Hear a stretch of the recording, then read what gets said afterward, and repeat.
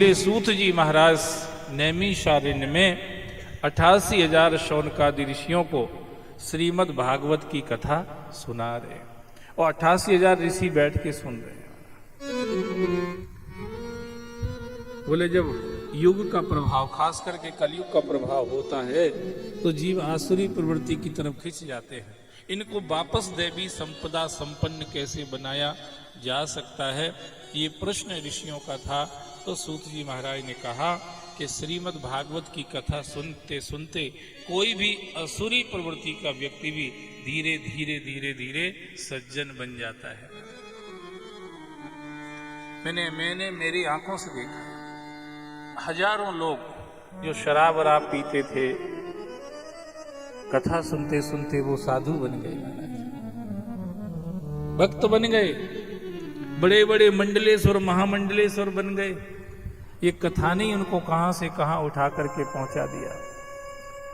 शौनकादि ऋषियों ने कहा कोई उदाहरण हो तो बताओ। तो परीक्षित का उदाहरण पहले दिया कि परीक्षित को श्राप लग गया था कि 7वें दिन तक्षक नाग डसेगा। बस 10 मिनट कथा सुनाऊंगा, उसके बाद आरती कर दूंगा, इससे आपको ये लगे कि इतनी देर में छुट्टी हो जाएगी। इससे ज्यादा नहीं, बाकी कल 4 बजे से बराबर अपने उपस्थित। तो परीक्षित जाके गंगा जी के किनारे बैठ गए और जैसे ही गंगा जी के किनारे बैठे तो वहां पर श्री सुखदेव जी महाराज आए। हम लोग तलाशते हैं किसी सुखी आदमी को, धनी आदमी को, समृद्ध आदमी को, पर साधु संतों का जीवन अलग होता है। वो किसी दुखी को तलाशते हैं, वो किसी परेशान को, वो किसी कष्ट में पड़े हुए जीव को तलाशते हैं कि हम उसके काम आ जाए। समझ में आया? अपने में और साधु संत माने जो सज्जन लोग हैं। साधु संत से मेरा मतलब ऐसा नहीं कोई भगवा पहने हुए है या कोई पीले कपड़े पहने हुए है या कोई सफेद कपड़े पहने हुए है, आप आंख मीच के उसको साधु मान लें, मैं ऐसा बिल्कुल भी नहीं कह रहा। पर जो भी साधु है इनमें भी कोई होंगे महाराज। ये आप लोग जो बैठे हैं ना, यहां से लेके वहां तक, इनमें भी कोई होगा साधु।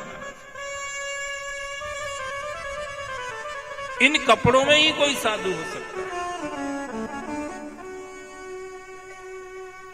तो साधु का जीवन क्या होता है?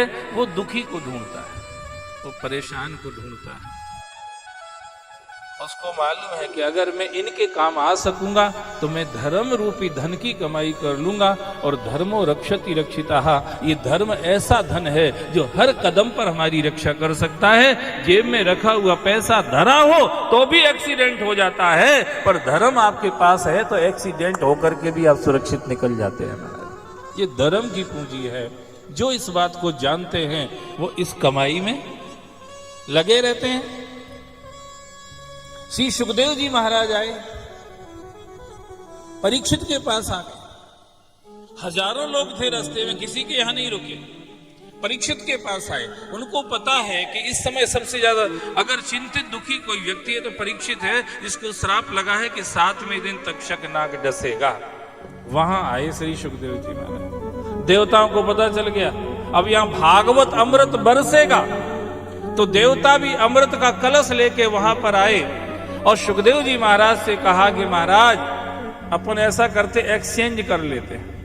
क्या एक्सचेंज कर लेते? बोले हम अमृत लेके आए हैं, ये परीक्षित को पिला दो तो इसकी मृत्यु नहीं होगी, और ये कथा अमृत जो इसको पिलाने जा रहे हैं वो हमको पिला दो।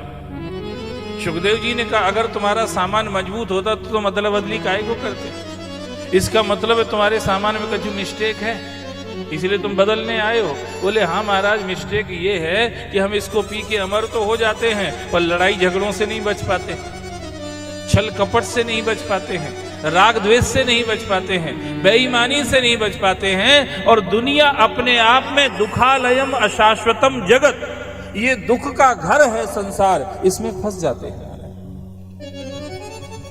आपको अगर अमृत ऐसा पिला दिया जाए कि अब आप मरोगे नहीं कभी, तो आपको मृत्यु से ज्यादा दुखदायी जिंदगी हो जाएगी महाराज। लोग पूछते काहे महाराज 100 साल की जिंदगी काहे करी भगवान, 200-250 भी कर देते कम से कम। अरे भैया 100 साल में दुनिया इतनी बदल चुकी होती है कि 100 साल पहले के आदमी के रहने लायक नहीं रहती है महाराज। उसको इतने समय के बाद अगर साधु बन के जंगल में नहीं गया है, आज भी जंगलों में साधु हैं हजारों साल के, उधर तो जी लेगा, इधर नहीं जी पाएगा। इधर तो इतनी नहीं कट रही है, कहीं बहू के तनातनी चल रही बहू से, तो कहीं भाभी से चल रही, तो कहीं ननद से चल रही, तो कहीं पड़ोसन से चल रही, अड़ोसन से। इधर ही इतने में मुश्किल फंसी पड़ी अभी तो 30, 40, 50 ही साल निकले, यही मुश्किल से जैसे भगवान कहां से कहां।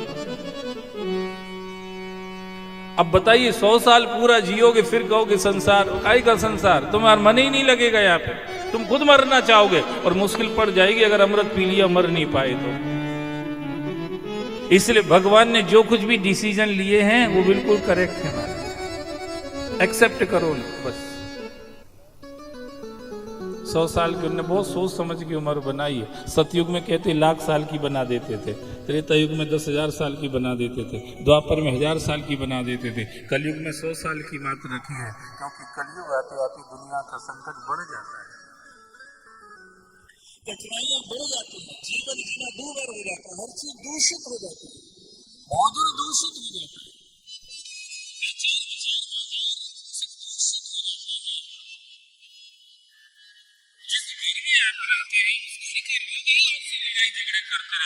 आप किसके लिए जी रहे हो इस संसार में, बताओ तो सही है। पर कोई रास्ता दिखता नहीं, क्योंकि घर में कोई दिखाने वाला है नहीं, संबंधों से तो भरा हुआ है। इसलिए कभी कभी सत्संग का मेला, कोई माताजी मीरा यादव जैसी कोई माँ, कोई भाग्यशालिनी अगर ये मेला लगा दे तो चुपचाप आके बैठ जाया करो। 1-2 बातें 4 बातें कछु न कछु कान में ऐसी चली जाएंगी जो तुम घर में जाके बड़ा सुकून महसूस करोगे। महाराज गोदरेज की अलमारी देख देख के मर गई, इतना मजा नहीं आया जितना आज घंटा भर की कथा में आया। ये सोफा सेट, ये डबल बेड, ये अलमारी, ये मिक्सर, ये ग्राइंडर, ये गैस, ये नेकलेस, जने क्या क्या देख देख के मर गई महाराज, मजा नहीं आया। भगवान की कथा में आज बैठे तो थोड़ा मन में सुकून आया कि जिंदगी का मतलब क्या है।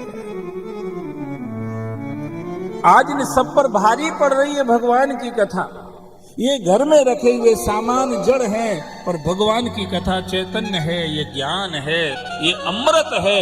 इसको जो पीता रहता है उसके अंतःकरण में, उसके नस नाड़ी में, उसके मानस में उस ऊर्जा का संचार हो जाता है, तो संसार की किसी भी परिस्थिति में वो अपने आनंद से वंचित नहीं होता, अपने सुख से वंचित नहीं होता, अपने चैन से वंचित नहीं होता है।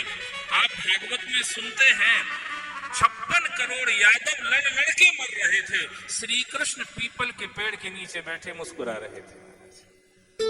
ये तो आप सुने ही होंगे कथा, 56 करोड़। तो भगवान बैठे बैठे मुस्कुरा, अपने घर में एक मर जाए तो हालत खराब हो जाती है, एक मर जाए तो भली डोकरी हो डोकरा तो भी थोड़े बहुत तो आंसू आ ही जाते।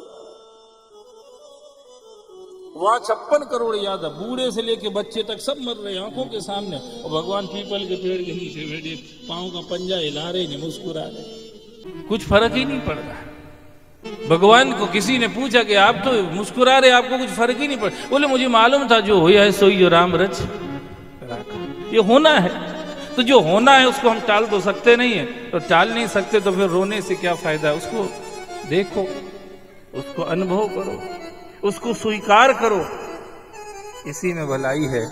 ये दुनिया हम आप नहीं चला रहे, ईश्वर कोई सत्ता है जो चला रही है, उसके हिसाब से, उसके विधि विधान से, उसके विचार से, उसके संकल्प से दुनिया चल रही है। हम तो बीच में आ गए हैं, हवा के थपेड़ों में तिनके की तरह इधर से उधर, उधर से इधर उड़ते फिर रहे हैं। कर क्या रहे? कुछ भी नहीं, करने धरने वाला तो परमात्मा है।